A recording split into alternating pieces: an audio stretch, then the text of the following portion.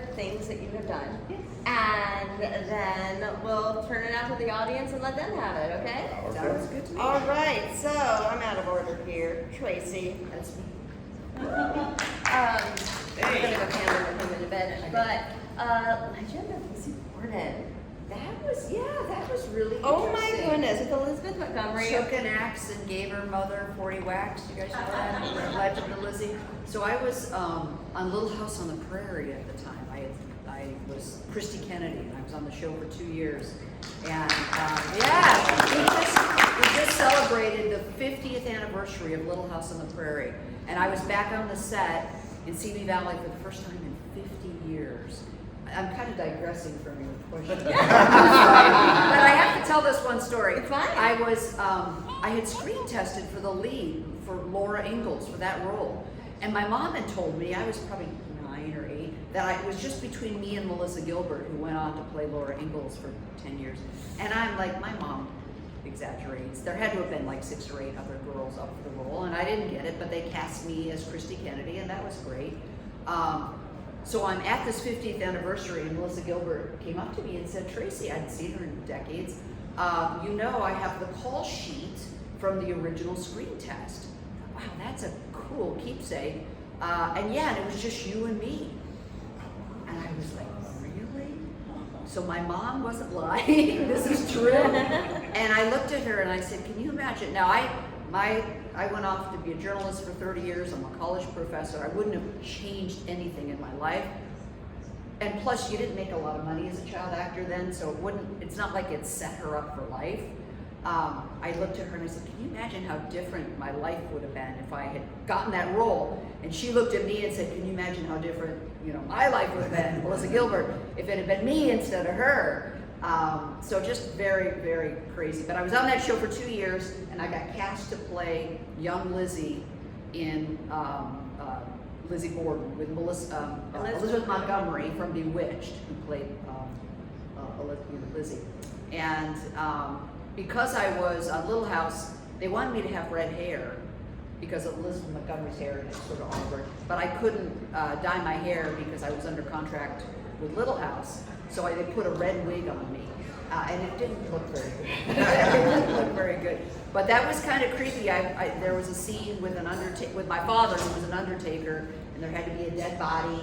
And I don't know what it is about me and blood, but I got blood. I mean, I've been on to do other films with getting blood all over me. I had to touch this. My father had me in the film, in the scene, touch the dead body, and I pull back, and the blood squirts all over me, and I scream. Anyway, that was an interesting movie. It was only maybe a 3-day shoot. We have a question. But it was a fun one to be on. Anyway, so there you go. That's awesome. All right, David. Well, aside from my career in porn, I guess I've done a role or two. And you did not play Lizzie Borden, though. I did. That's what I'm known for. The Lizzie Borden of porn. So not only from being So the whole idea of 40 whacks.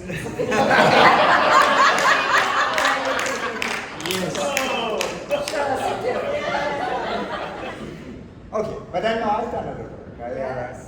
I guess the biggest other credit was I was on Grimm. I had a guest starring spot on that one time, and the funny story for me about that, I played like Tracie here, who gets blood all over. I died in Grimm as I died in this film. I guess that's what they like in me.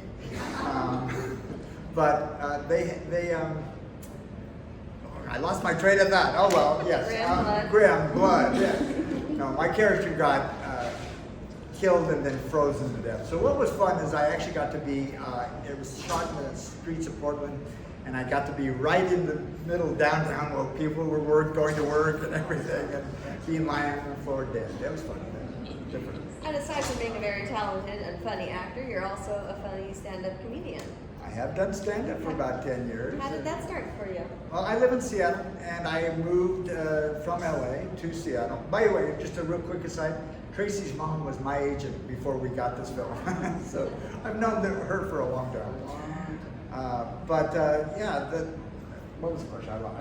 Stand-up, when did that start? Stand-up, yeah. So I went to Seattle, and I had a 5-minute idea, and I wanted to see if I could try it. So I took a class, And then it culminated with performing at a club, and the owner said, keep coming out. And so I did for 10 years. One of the jokes I wrote, I'll just do it here. So, and it applies, because you look like a great crowd, and you look intelligent, but looks are deceiving.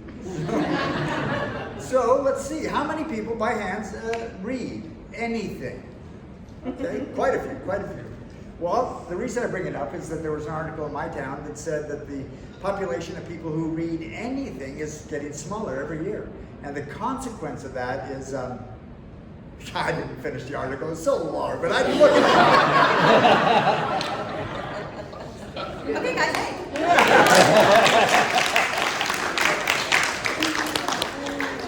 Well, first of all, thank you guys both for being here. This is very exciting. So happy to have you, right? This is the first.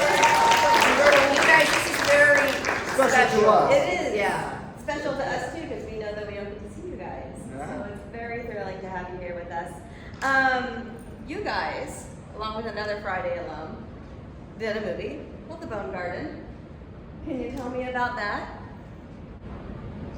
I've been contacted over the years by some young independent filmmakers, and so it's hard because some of them are legitimate, some of them are not. So this is a guy named Mike Gutridge, a real passionate filmmaker, and Tracie and I were just talking about this movie. There's a scene in it where I beat her up pretty bad, and I just told her this a minute before we walked in here that I don't show that movie to anybody. I don't want anybody ever to think that, oh my God, he's capable of being in that headspace. But it was a really good experience, and I enjoyed the crew and the whole thing. And I've had some other experiences along the same vein that were not good. You know, it's sad because when you do the young filmmakers, independent, it's a low budget thing, and sometimes they just don't have the wherewithal, the resources to follow through and complete the whole work cycle. And so it can be very frustrating. Yeah. Well, first of all, it was a good movie. I mean, it was very indie, but it was really fun and very twisty. I'm not going to give anything away, so you should be telling people about it because it's very impressive, and you can find it on Tubi. But it's chock full of. Clearly, the person made it was a big horror fan. So Mike Gutridge was an editor at NBC News, and I worked for NBC News Really? for a decade, and we would work together. I'd bring my stories in from the field, and I'd go into the editing booth, and Mike would put them together. It was a union station. I couldn't edit my own stuff, but Mike did. And I would go into this booth, dark room, and I just knew him from work, and he would start reciting lines from Friday the 13th. And, you know, this was like, 25 years earlier or something, and I'm like, is this guy? Like, don't close that door, just leave the door open in case I need to leave. So I knew Mike for years and years and years, lovely, wonderful guy. And when he wrote the film and said he was bringing you in and other Friday the 13th cast Ron members. Nolte was in it. Yeah, it was amazing. For this guy to pull this off, Yeah. was pretty incredible. And you played a very interesting character with a very interesting arc, and I loved it. So that's all I'm saying. But it was clear that he was a horror fan. Your dog's name was Jason. Yes. The cook's name was Annie. Okay. And there was a few Myers, Halloween 2 references in there as well. So watch it. There's Easter eggs all over. It's so fun. Last but not least. I've been called special before. Never least. But as Paul was just disparaging me in his last, I finished Friday the 13th Part 3. I went back to Ohio as a young filmmaker and made a movie called It's Only a Movie. It sat in my closet. I wasn't going to show it to anybody for 40 years. 40? For 40 years, my daughter, Colette O'Brien, pulled it out, re-edited it. It's called It's Only a Movie. She showed it to some friends. It's been shown in New York at all these different independent festivals, and it's really great. So look on Letterboxd. That's amazing. It's only a movie, but it was Colette who said that 20-year-old guy who made that movie didn't finish it. So 40 years, not just 5. It took 40 years to finish Kevin, it. that's an incredible story. But That's a it's great great. story. Do you know what's really cool for you guys, other than me? Andy Robinson, he killed me in Barnaby Jones. He like picked me up over the desk, threw me, broke my neck as Kit Niven sat by horrified. And Barnaby's daughter, Bonnie Ebsen, who was on every year as a special guest, she was a songwriter at the time that year. So she was a song. Anyway, so yeah, Andy Robinson killed me in Barnaby's Jones. I guess that's a theme. They keep wanting to use us to die. Speaking of dying, I'm a big Warlock fan. Like, I love it so much. Warlock is fun. It's another Steve Miner film. Yes, it's so much fun, and you know, the late great Julian Sands, just a great movie, and you were hilarious in it. You were one of my favorites.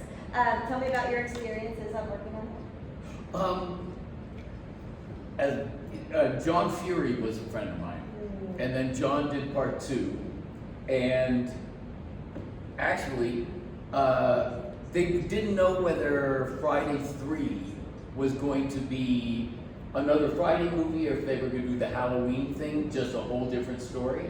So they were reading scripts, and John introduced me to Steve, and then I pitched him this script, which was It's Only a Movie, which I went and did the next summer, and he didn't go for it. But we became friends with John. You know, we knew each other through John. So when Warlock came up, you know, he gave a call, and it was so much fun because I really like Steve. He's really great, and Julian Sands obviously was a great actor, and Richard Grant is in Warlock. That was like his first American thing, and Great actor too. I tell you something, if you promise not to repeat. But we sat at this party, Richard Grant and I, anyway. So, yeah, Warlock was a lot of fun. Great. He remembered his daughters in the audience. Do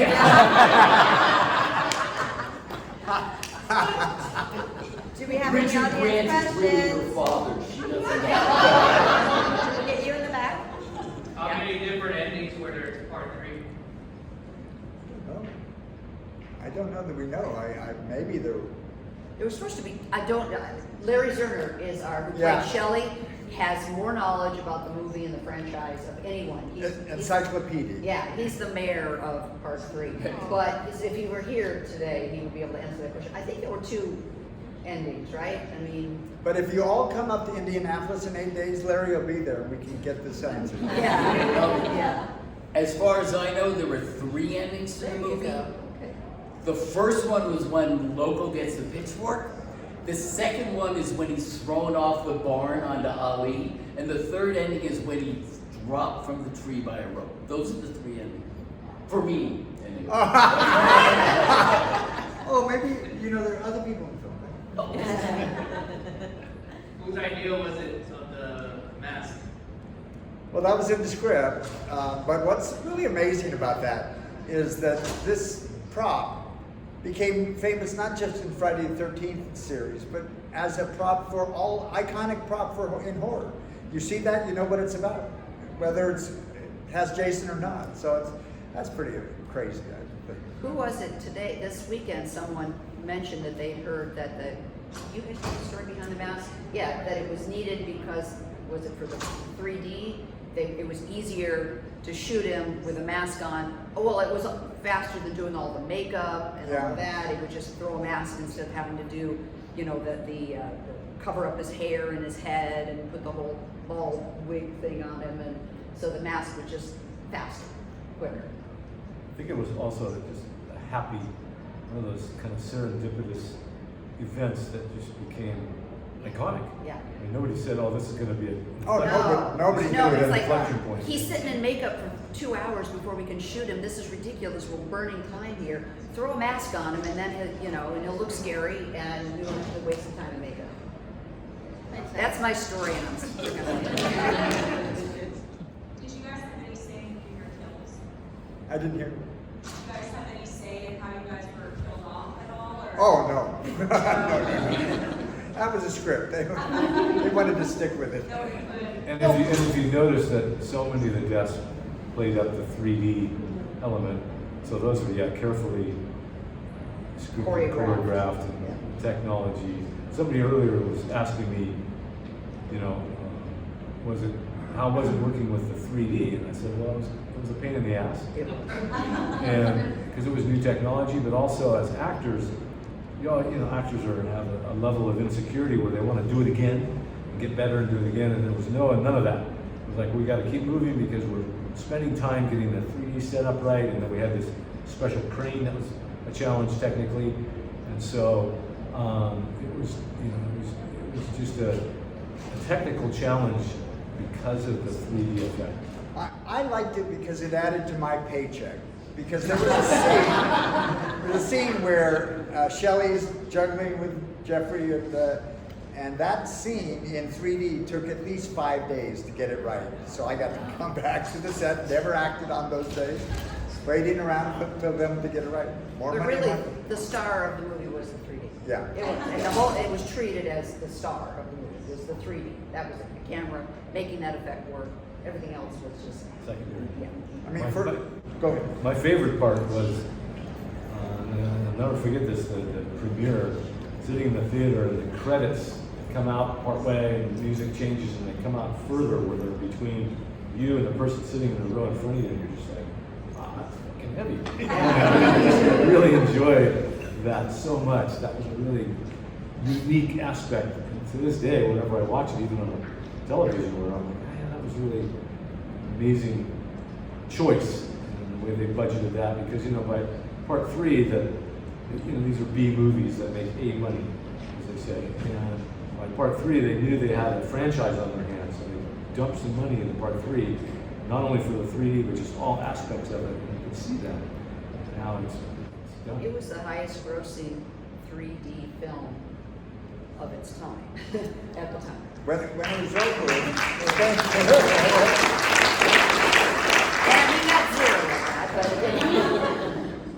when it was over, we had a showing of the film for the cast and crew. I'm a little older than these guys, so my take was I went much older. Yes. Small. I went up to Steve Miner and Frank Mancuso, the producer, and I said, "This is not a good film." And they said, it's named Friday the 13th, and it's the first time there's been 3D in 20 years. It's going to make so much money, we don't care. They were right. But it has become a real fan favorite. Oh, yeah, no. I mean, Can you we love it. We love it. Justin, right here. Yes. Yes. So we actually have friends that do our movie hosts, and they show the movie in 3D, sold out theater. People were looking for tickets. It was like the best. It was my first time seeing it live 3D, and it was incredible. They do it at certain theaters, and if you ever get a chance, it's a different movie in 3D. It just Well, is. don't miss that opportunity. Or be sensible and miss that opportunity. Jason was raising his axe. Did he have a question? Raising his ass. No, are you? No, he's just waiting. He's just threatening us. Okay, I was just making sure. I don't want to ignore that one. Okay. He does. This is Jason. Roy has a question. If you could alternate any of the endings in the movie spin, what ending would you change? I'm sorry. Would you ever alternate any of the endings that you've been in the movies? Well, we all would change it so that we survived and went on to do the next 6. Sequel and the sequel after that. Yeah, that makes perfect sense to me. I see this Friday the 13th being a movie about a stoner. That's it. That's the story of the audience. Can I say one thing? We You already had did. no idea. Can I say 17 thing? We had no idea that this would be 40 years later so embraced, and we are grateful. Yeah. We are grateful. Yeah.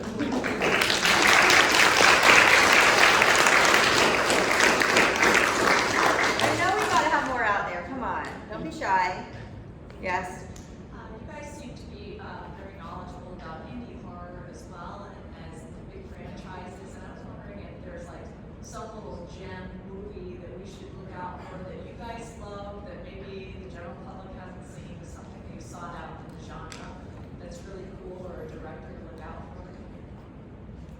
We learned from you guys. I learned everything from you guys. I can recommend a gem. It is not new, but if you've never seen Audrey Hepburn in Waiting Till Dark, that'll scare the hell out of you. Good movie. Now, it's funny you say that because I was telling someone earlier that when I went in to read for this part for Friday the 13th, kind of shortened it, but I came in and Frank Mancuso Jr. and Steve Miner, the director, were there.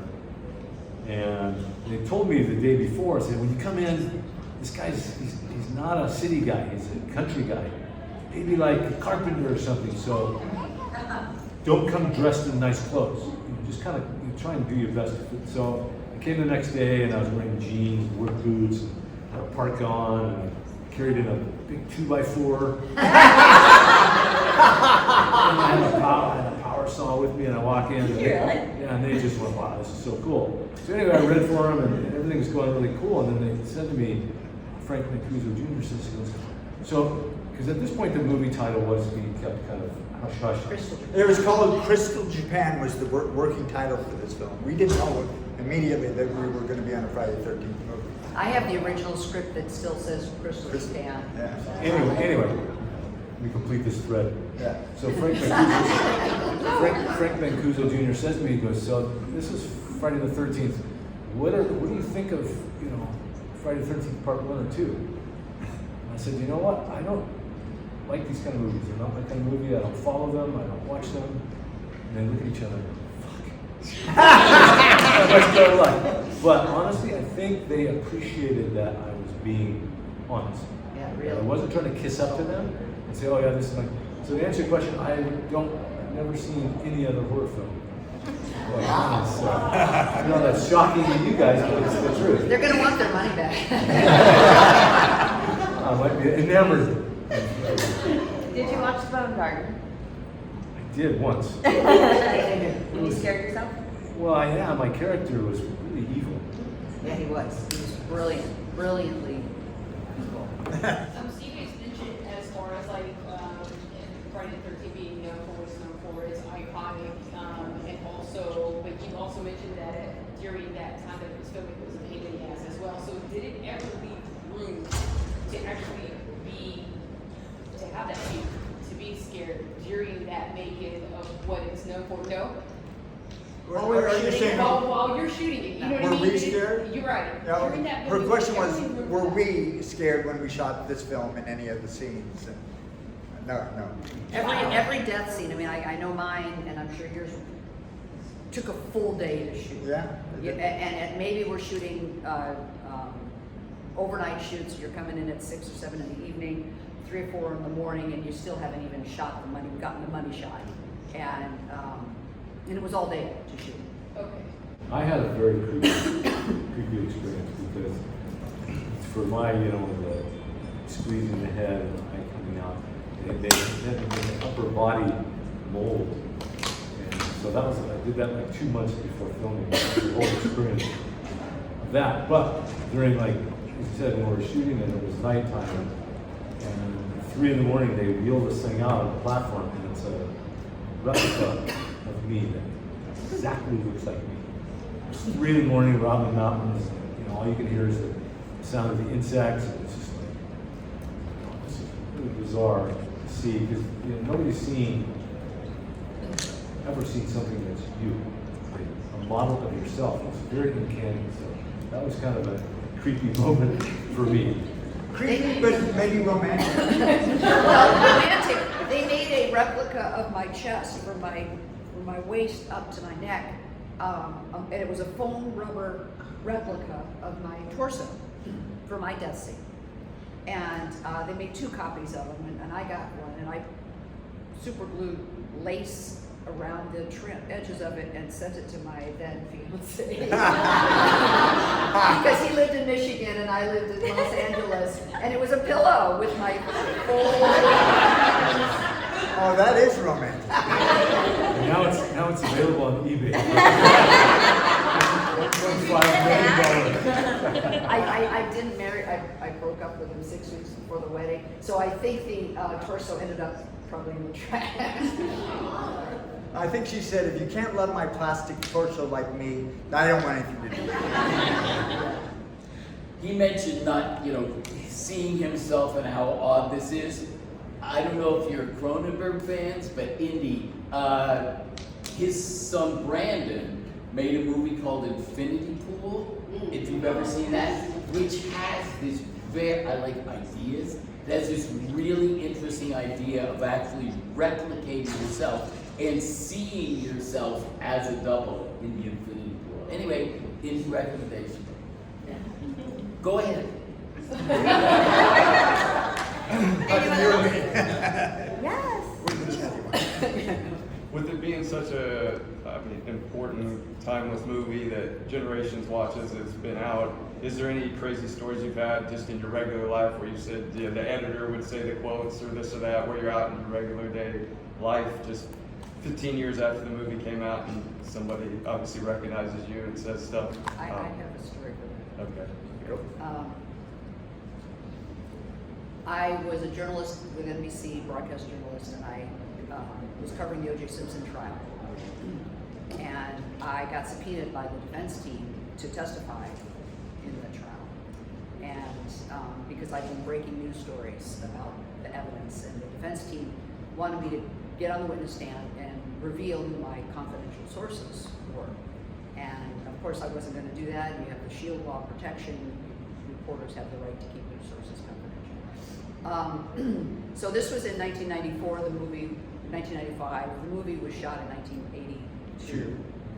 So years later, I'd had a career. I worked in the Midwest and then LA as a broadcast journalist. The National Enquirer wrote a story, topless news reporter to testify in the O.J. Simpson trial. So Oh my God. that was a connection between my Friday the 13th when I was a kid to 15 years later, 12, 13 years later, covering the O.J. Simpson trial.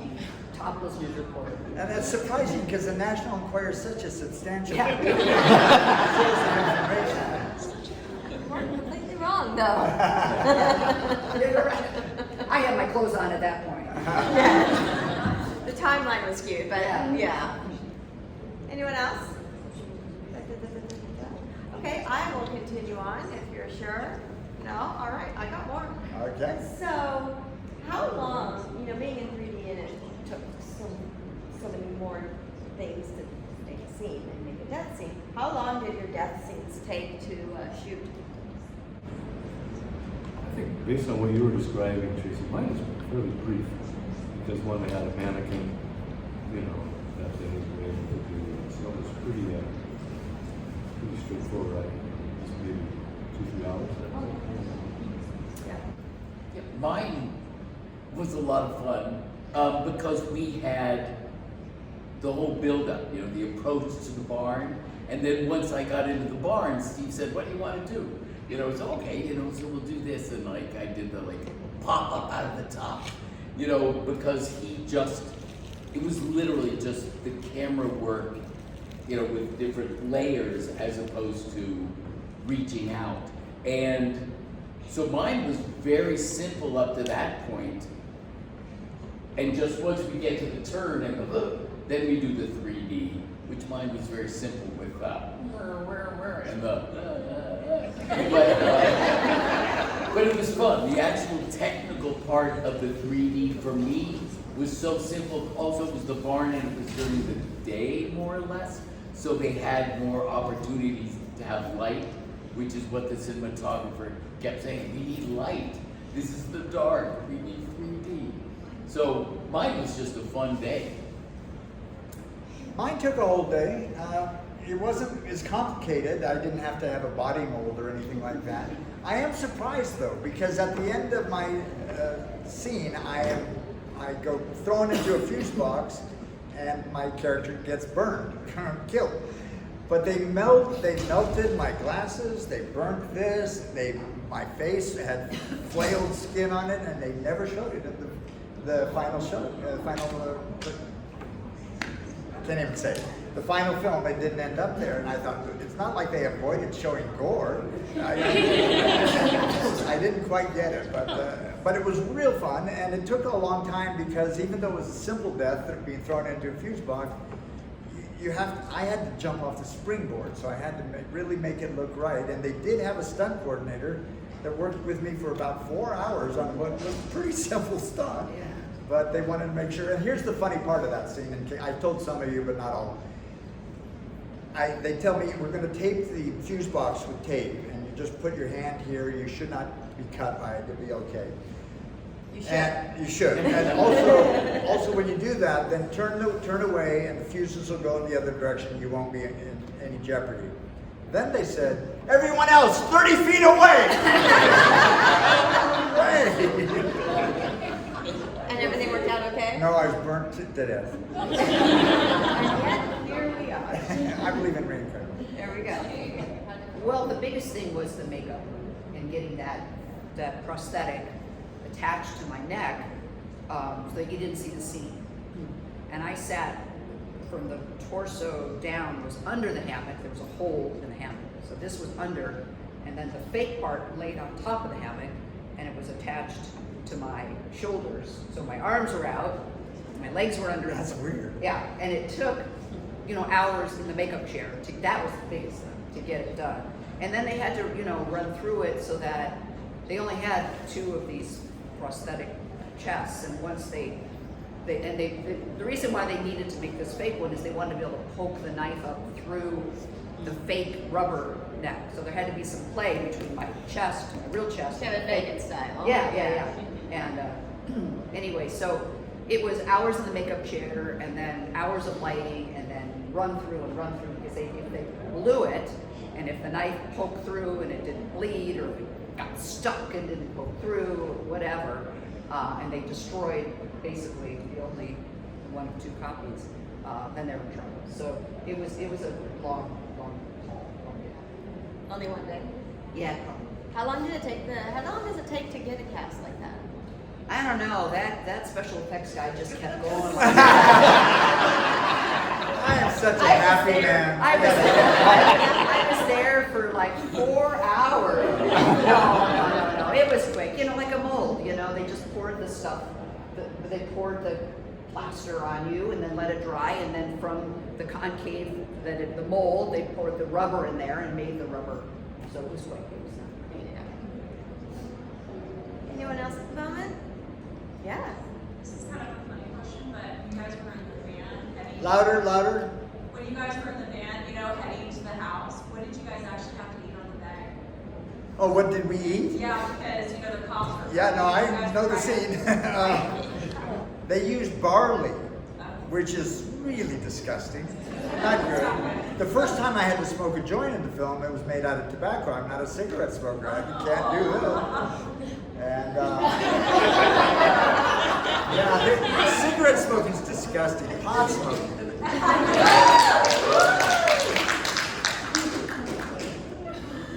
So barley.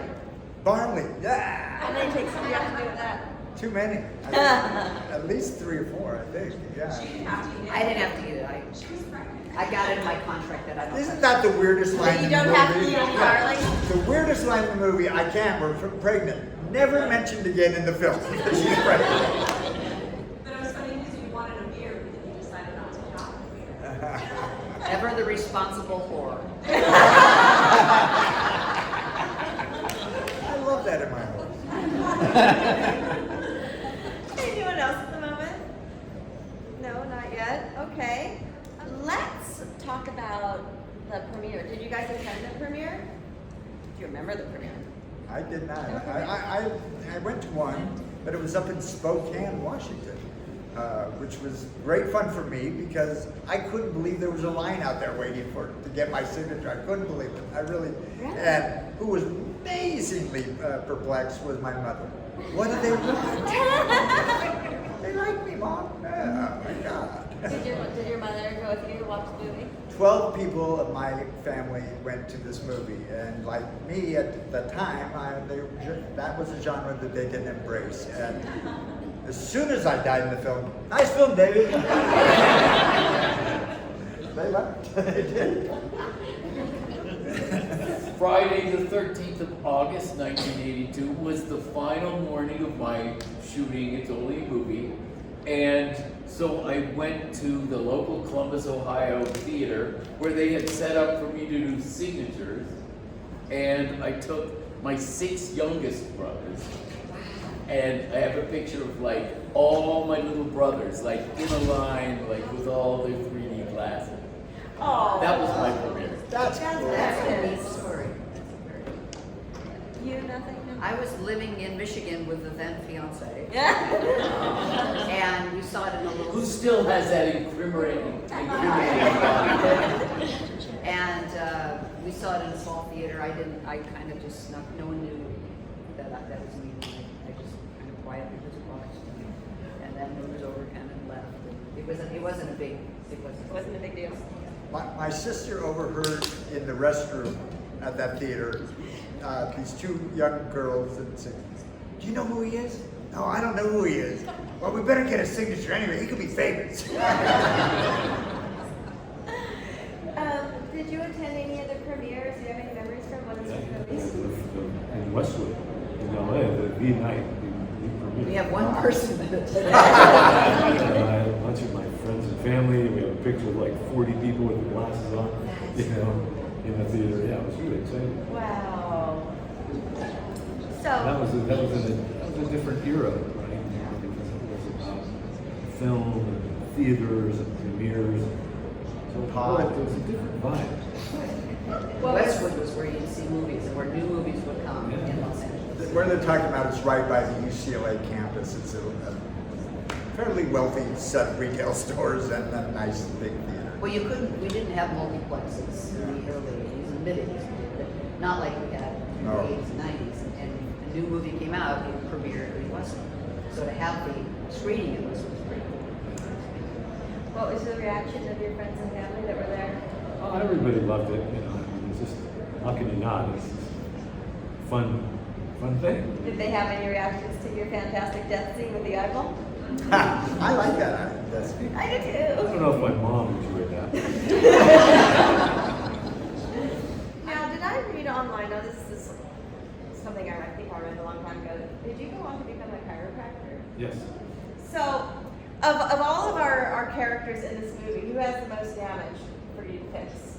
Chiropractically. I'm seeing David. I gave him trouble yesterday. He's already applying. I tried to help him out yesterday, and it was like trying to adjust a tree or something. I'm a very tight guy. Tightly wound. I mean, he's someone as young as him too. It's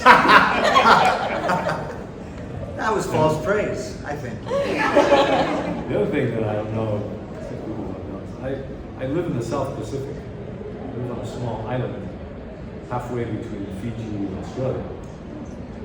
It's called Vanuatu. So I don't get these often, so I made the trip. They don't have comms in Vanuatu? What would you be doing today, this weekend, on your island if you were not here, if you were home? What's your regular? I mean, he's on an island with a view of the ocean. He wakes up every morning. What would you be doing today? Well, if the weather and everything, the tide is right, maybe go snorkeling or diving or surfing. Yeah. I still surf. Yeah. So, So true. yeah, it's an interesting lifestyle. Like going to living in a place is so much different than visiting. You go on holiday to Hawaii or somewhere in the Caribbean or wherever, where I live. Going on holiday is a different experience versus living there. It's going to deal with all the aspects and issues of a small country that's struggling and governments horrifically corrupt. And the culture is very different. The Melanesian culture is, they have hearts of gold, but they're just it's crazy. And you go on there, it's an interesting experience. I think it's really good too because I encourage everybody, if you ever have the desire, to just go for it. Because America is a different experience, and we tend to have this very isolated perspective on the world. When you get out and you meet all these people, like where I live, there's a lot of NGOs, non-governmental organizations like UNICEF, Red Cross and blah, blah, blah. There's many of them. And so you get these people that have been all over the world. They've worked everywhere in the world, Africa, very interesting people that have a whole different perspective on life. And we tend, as Americans, we have a very ethnocentric perspective on the world. So it's really fascinating to be in it. And then also right now with China trying to do the world domination thing, Vanuatu's kind of a ground zero for that in that region. And it's just crazy to see it in real time happening. Anyway. So bring it down, sir. No, I got one more question. So are you retired or are you like the island dog? No, I still work. That's awesome. That's awesome. And I teach yoga. Oh, there you go. So you guys, David and I and Larry Zerner, we do these conventions 2 or 3 a year maybe, and we for the last 5 or 6 years. Yeah, we're worse. But we're like family. Kevin has been in a few. He's family, and we have so much fun. We can't wait to get together. It's like family getting together, and we've been begging Paul to join us for years. Super rare. And he's going back to his island. And if you haven't come and spoken to him and said hi and had a picture taken with him, you're missing an opportunity because our manager, who we adore, has been hounding him for years. Please come, and he's here. And so we're thrilled to be able to spend time with him. And you're missing an opportunity if you don't go up at least and say hello to him. Absolutely right. Absolutely right. He doesn't get out the island. It's quite the journey to get here. Yeah. Have you had a great experience? Have we come to you? Will you be back? I had a tough Live. I had a tough journey here as I came here and started getting an intestinal thing happening. So it's just kind of like, well, I can't, And so, but no, it's been a great experience. Like I think when we were alluding to this earlier, that Friday the 13th fans, or horror fans in general, Friday the 13th fans in particular, you guys are an amazing group of people. You're absolute wackos, but you're so but you're so sweet and kind. And this environment here is unlike anywhere in the world. I mean, you look around at different types of people and just how they look and how they choose to express themselves and all that. I don't think you can find this anywhere in the world, and there's no judgment here. That's what I love about this group of people. I love it. Absolutely love it. That's a testament and a compliment to you, and so in that respect, it's just a joyful experience to be here and to be in an environment like this, because nowhere else in the world can you experience this, literally. And it's generational, you bring your children and then they bring their children. And I have 7, 18-year-old college students who come up to me and recite lines that I don't even remember because their mother and their grandmother took them to see these movies. And that's amazing too. This genre, the horror genre, is so unique in that you get generations after generations who are absolutely as loyal as you can find. 40 years ago, we never anticipated that there'd be this interest now. And it happens because they pass on this interest to their children. And it's just fantastic. Keep doing it. Did you want to add anything to that, or just echoing it all? Echo. Yeah, someone just said grandchildren. How many are kids of horror fans or grandkids of horror fans? Wow. Mothers of horror fans. Yeah, like you got generations. My grandma got me hooked. See that? Yeah. And she had a house full of foster kids, and I was an only child until I was 13. And so I was always like wanted to hang out with her high school foster kids, right? They were cool, right? And one day we rented Suspiria, and we're like, ballet and witches, what?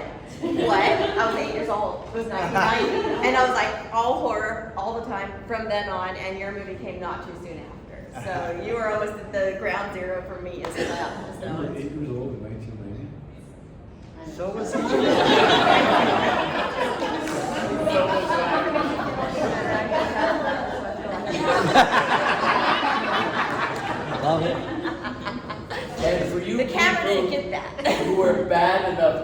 bring your grandchildren. I actually was at one point a grandchild, and we read stories. Maybe not, David didn't read to the end of the story, as he told me, but they're the same stories. There was the boogeyman. Yeah. You know, this really just kind of echoes the same things that I grew up with the really dark, grim fairy tales, or Shock-Headed Peter, or all the horrible stories. It really is just kind of waving out from that. A little more graphic. I don't know. Those fairy tales there. Oh, yeah, Hansel and Gretel. Oh. You know, how many cannibal stories did we have as a kid? Hansel and Gretel, right? Well, then they cut the heart out in Snow White. You know, Bob put in a box. Right. Like, my God. that was the gateway horror right there, right? Yeah. Yeah. And the 3 Billy Goats Gruff and the pitchfork. Wait, is there a pitchfork in that story? Anyway. It's a problem now. Yeah. Well, guys, please give it up for everyone, especially you two.